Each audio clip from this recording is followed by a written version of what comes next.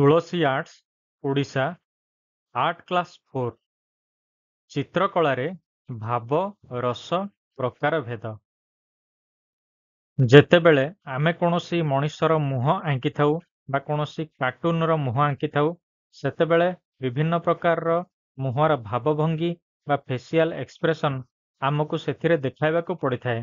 ସେଥିରୁ ଜଣାପଡ଼ିଥାଏ ଯେ ତାହା ମନରେ କ'ଣ ଅଛି ଏବଂ ଚିତ୍ରରେ ତାହା ଜୀବନ୍ତ ଭାବରେ ପ୍ରତିଫଳିତ ହୋଇଥାଏ। ବିଭିନ୍ନ ପ୍ରକାରର ଇମୋଜିକୁ ମୁଁ ଆପଣମାନଙ୍କୁ ଦେଖାଇଛି।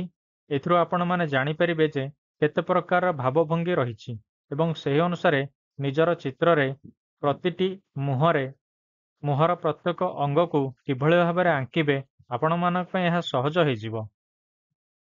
ଭାରତୀୟ ନାଟ୍ୟଶାସ୍ତ୍ରରେ ବିଭିନ୍ନ ପ୍ରକାରର ଭାବ ବା ରସ ଉଲ୍ଲେଖ କରାଯାଇଛି। ସେଗୁଡ଼ିକୁ ଆମେ ବା ପରଫର୍ମିଂ ଆର୍ଟରେ ଉଲ୍ଲେଖ କରାଯାଇଥିବା ଭାବ ବା ରସଗୁଡ଼ିକୁ ଆମେ ଯଦି ଭିଜୁଆଲ ଆର୍ଟରେ କନଭର୍ଟ କରିବା ତାହେଲେ କେତେଗୁଡ଼ିଏ ରସ ବା ଭାବନାକୁ ମୁଁ ବର୍ଣ୍ଣନା କରିଛି।